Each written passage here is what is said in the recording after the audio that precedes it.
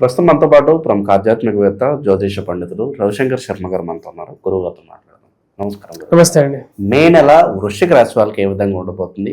విద్య పరంగా కావచ్చు, ఉద్యోగం పరంగా కావచ్చు, వ్యాపారాల పరంగా ఓవరాల్ గా ఎలా ఉండబోతుంది రాశి వాళ్ళకి? మే నెలలో వృశ్చిక రాశి వారికి సానుకూలమైనటువంటి ఫలితాలు గోచరిస్తూ ఉన్నాయి. ఈ రాశి వారికి మెయిన్ గా షష్టమంలో సంచారం చేస్తున్నటువంటి రవి యోగకారకుడు మూల త్రికోణ స్థానాల్లో ఉచ్చ స్థానంలో ఉన్నాడు. రవి షష్టంలో సంచారం చేస్తున్నప్పుడు వృత్తిపరంగా వ్యాపార పరంగా అనుకూలమైనటువంటి ఫలితాలు పొందగలుగుతారు. జనరల్గా సూర్యుడు వచ్చేటప్పటికి ఒక్క రోజుకి 0.59 డిగ్రీస్లో తన యొక్క రొటేషన్ అనేది ఉంటుంది. ఈ విధంగా తిరుగుతున్నటువంటి సూర్యుడు మనకు క్రియాశీలకమైనటువంటి భూమిక మన జీవితంలో పోషించగలుగుతాడు. అంటే మనకు పేరు ప్రఖ్యాతులు అంటే ఈ రాశి వారికి వచ్చేటప్పటికి 15వ తారీఖు వరకు రవి మూల త్రికోణ స్థానంలో సంచారం చేస్తున్నటువంటి సమయాల్లో వృత్తిపరంగా వ్యాపార పరంగా అనుకూలంగా ఉంటుంది. చేసేటువంటి ఉద్యోగ పరంగా సాటిస్ఫాక్షన్ అనేది ఉంటుంది. మరి అదేవిధంగా పేరు ప్రఖ్యాతులు రాగలుగుతాయి. మెయిన్గా టీవీ మీడియా రంగాల్లో పనిచేస్తున్నటువంటి వారు చేసినటువంటి మంచి పనులకి కూడా సామాన్యులకు కూడా గుర్తింపు లేని పక్షంలో కాంటాక్ట్స్ వస్తాయి. కాంటాక్ట్స్ ఏంటి పెద్ద పొజిషన్లో ఉన్నటువంటి మనకి కలవటం, వారితో పాటు పరిచయాలు ఏర్పడటం, మీడియా రంగాల్లో మీకు పేరు ప్రఖ్యాతులు రావటం అనేది ఒక మంచి ఫలితంగానే చెప్పవచ్చు. ఈ విధంగా ఈ రాశి వారికి ఈ యొక్క నెలలో 15వ తారీఖు వరకు రవి యొక్క స్థితి అనుకూలమైనటువంటి ఫలితాలు ఇస్తుంది.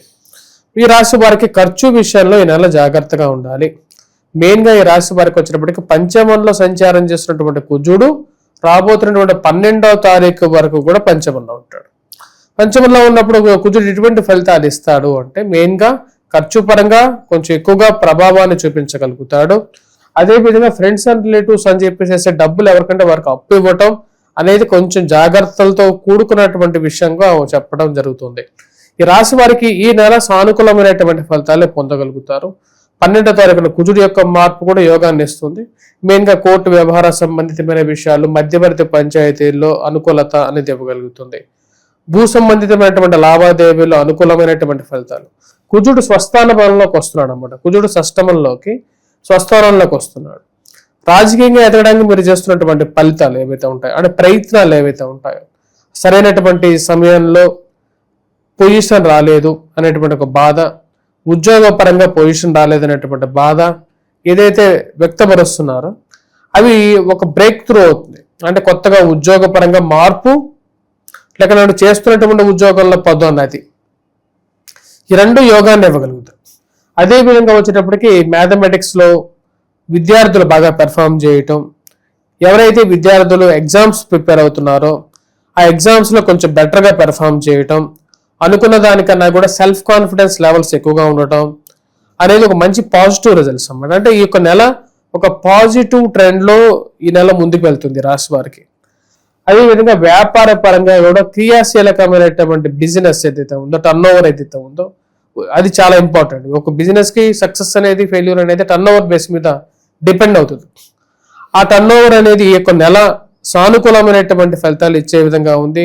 టర్న్ ఓవర్ కుజుడు యోగకారకమైనటువంటి స్థితిలో ఉన్నాడు. అది బిజినెస్ అనేది కొంచెం పాజిటివ్ జరగడం, గత నెలతో పోల్చుకుంటే ఈ యొక్క మే నెలలో బాగా జరిగింది అనేటువంటి ఒక ఆలోచనలో వృత్తిపరంగా వ్యాపార పరంగా ఓవరాల్ గా ఈ యొక్క నెల ఈ రాశి వారికి అనుకూలంగా ఉంటుంది. విద్యార్థులు మెయిన్గా గ్రూప్స్, సివిల్స్, ప్రిలిమ్స్ ఎగ్జామ్స్ గురించి ప్రిపేర్ అవుతూ ఉన్నారో వారికి కూడా ఈ నెల పాజిటివ్గా ఉండే విధంగా ఉంది. ఎవరైతే నూతన ఉద్యోగ ప్రయత్న సంబంధితమైన వ్యవహారాలు గురించి ప్రయత్నం చేస్తున్నారో, మార్పు చేర్పుల గురించి ప్రయత్నం చేస్తున్నారో ఆ విధంగా అనుకూలంగా ఉంటుంది. దెన్ వాట్ అబౌట్ హెల్త్ ఎలా ఉండబోతుంది ఈ నెల అనేది మనం చూద్దాం. హెల్త్ పరంగా మనం చూసినట్లయితే ఈ నెల ఈ రాశి వారికి వయోవృద్ధులు ఎవరైతే ఉన్నారో వారికి ఈ నెల కొంచెం పాజిటివ్గా ఉంటుంది. హెల్త్ పరంగా కూడా రవి యొక్క స్థితి అనుకూలంగా ఉంది. అదేవిధంగా వాటితో పాటు అష్టమంలోకి శుక్రగ్రహ సంచారం ఉంది 15వ తారీఖున. సెకండ్ హాఫ్లో ఎక్కువగా పాజిటివ్ రిజల్ట్స్, సెకండ్ హాఫ్ నుంచి ఎక్కువగా పాజిటివ్ రిజల్ట్స్ షిఫ్ట్ అనేది ఎక్కువగా కనపడుతున్నది. బట్ స్టిల్ ఫస్ట్ హాఫ్ కూడా నాట్ బ్యాడ్ అన్నమాట. అష్టమంలోకి శుక్రగ్రహ సంచారం జరిగినప్పుడు ఎలా ఉంటుంది, సప్తమంలో ఉన్నటువంటి శుక్రుడి కన్నా కూడా సప్తమంలో శుక్రగ్రహ సంచారం జరుగుతున్నప్పుడు ప్రేమ వ్యవహారాలు కానీ, అన్య స్త్రీతో కలవటం కానీ, లేకపోతే వాళ్ళతో ఉన్నటువంటి పరిచయాలు పెంపొందించుకోవటం కానీ ఇలాంటివి రిలేషన్షిప్స్ ఎక్కువ అవుతాయి.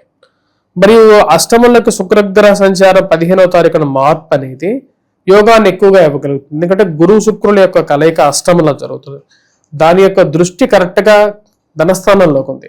అది యోగాన్ని ఎక్కువగా ఇస్తుంది అనమాట. మెయిన్గా ఎటువంటి బెనిఫిట్స్ ఇస్తుంది అంటే ఫైనాన్షియల్గా అనుకూలంగా ఉండటం, ఫ్యామిలీ లైఫ్ బెటర్గా ఉండటం, కుటుంబ సంబంధ బాంధవ్యాల్లో అనుకూలంగా ఉండటం, ఒక పాజిటివ్ ఎన్వైరన్మెంట్ రావటం అనేవి జరుగుతుంది అన్నమాట. కాబట్టి ఓవరాల్గా రాబోతున్నటువంటి నెల మే మంత్ అనేది ఈ రాశి వారికి చాలా అనుకూలమైనటువంటి ఫలితాలు అనేది రాగలుగుతారు. పార్ట్నర్షిప్ సూట్ అవుతాయి అంటారు వీళ్ళకి. ఈ రాశిలో ఉండేటువంటి వారికి పార్ట్నర్షిప్స్ అంతగా సూట్ అవ్వు.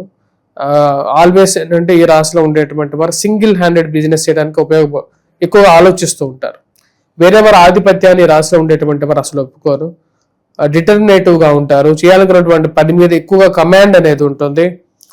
ఫైనాన్స్ లేకుండా మేబీ పార్ట్నర్షిప్ లోకి వెళ్తారేమో కానీ, డబ్బులు లేకుండా పార్ట్నర్షిప్ ఒప్పుకుంటారా కానీ జనరల్ గా వాళ్ళు ఎవరి మీద వాదే పై చేయిగా ఉండాలని చెప్పి ఎక్కువగా ప్రయత్నం చేస్తూ ఉంటారు.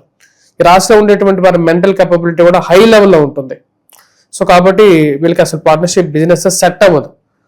అది ఒక బిజినెస్ ఫైనాన్స్ కి తక్కువగా ఉండి సెట్ అయినా ఆ ఫైనాన్స్ పరిస్థితులు మారే కొద్దీ వీళ్ళు ఆ మనస్తత్వాలు మార్చుకొని సింగిల్ గా ఉండడానికి ఎక్కువగా ఇంట్రెస్ట్ చూపిస్తూ ఉంటారు.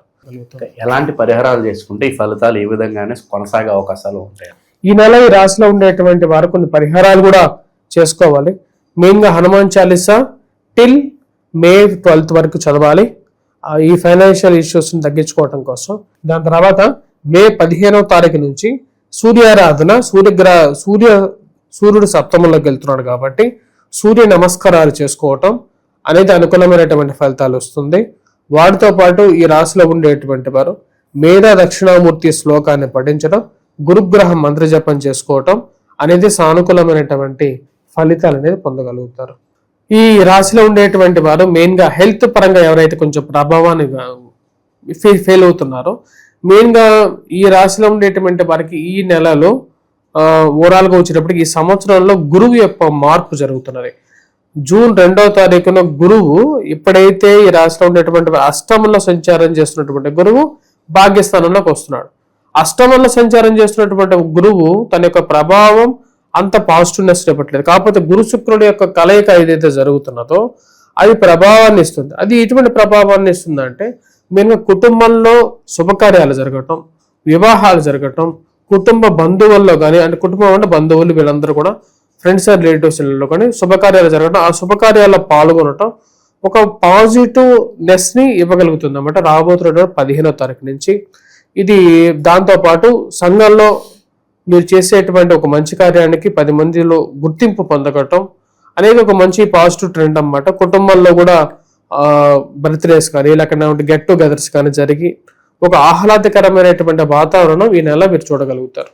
ఓవరాల్గా ఈ రాశి వాళ్ళకి ఏ విధంగా ఉంటుందో మంచి విశ్లేషణ అందించారు. ధన్యవాదాలు.